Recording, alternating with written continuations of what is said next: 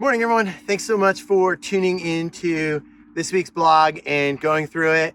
Hopefully you got a chance to read it, and hopefully the tone sounded a little different than some of our other blogs and some of the other things we wrote.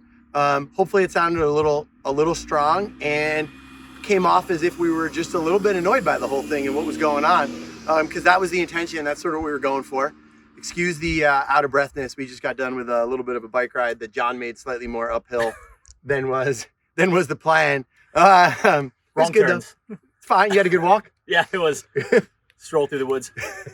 But since the beginning of this virus, the main focus of everybody, and us included, has been really playing a big defense and making sure that those people who were in the vulnerable populations, and really society in general, did whatever they could to mitigate the spread and prevent as many people as possible from getting it. And I think that was what needed to be done. That was the way we needed to do it, and it was the right thing to do.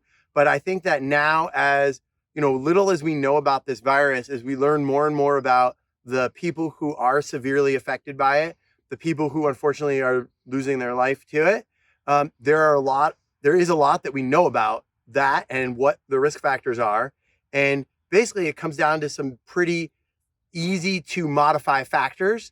There's obesity, there's hypertension or high blood pressure, and there's diabetes. And these are all things that you can have a major impact on right now. And so while we do need to continue with our defensive strategy, we really need to start focusing on what we can do from an offensive standpoint to help get ourselves in a better position to combat this thing. Yeah. So, yeah. It's, everybody kept saying, we were caught unprepared. There was no protocol for this. This is brand new. I mean, I'll give them the fact that, as far as protocols, we didn't know what to do, but I don't really think we can say that we were unprepared for cardiorespiratory viruses here on out. Like, that's the only thing we've been plagued with in the past, 10, 20, 30, 40, however many decades. All the major pandemics, I think the majority of them were cardiorespiratory. It's no big secret that you should have good heart health and you should have just good overall health. And so I think even with coronavirus, 80% of the cases had mild symptoms. Well, just think if that much more of the population was at lower risk for these modifiable risk factors. The whole point was flattening the curve. Well, if we keep even more people out of the hospitals, those people with genetic underlying risk factors, you might not be able to change them much, but you can still have an effect. We just put everybody in a better situation to handle these going forward, where the protocol might not need to be as, up in the air. So I'm sick of people saying like, oh, we didn't know. We've known heart health is good for a long time. We've known that these cardiorespiratory viruses are what's out there plaguing us. So, it's like the tone was kind of like, man, forget about this. Let's be better. Yeah, I think that, that's a big thing. It's also, for a while, it's been sort of like a taboo subject, right? Like it's kind of something that no one really wants to talk about. You don't want to, it's awkward. You don't want to talk about. But at this point in time, I think that we can't afford to not talk about it any longer.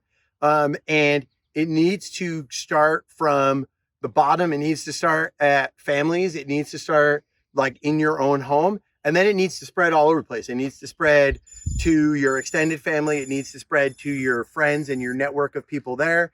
And it needs to spread into the workplace.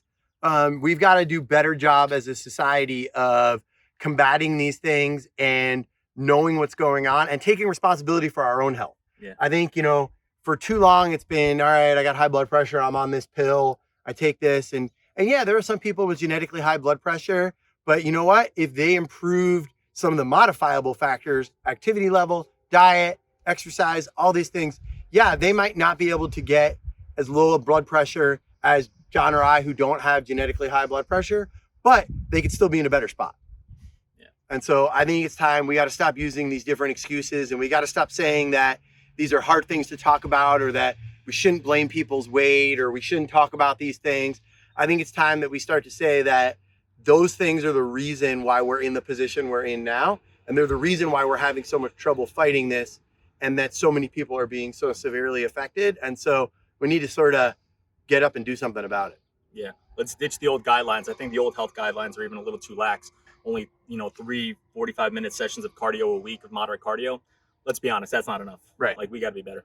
Yep, definitely. So hope you guys enjoyed the blog post. We want to keep talking about this. So I want to know what you guys are doing. Send questions, send send thoughts. We're doing a lot from a clinical standpoint on this. So if you want to know how we can help you with it, shoot us a message. We'll help you out.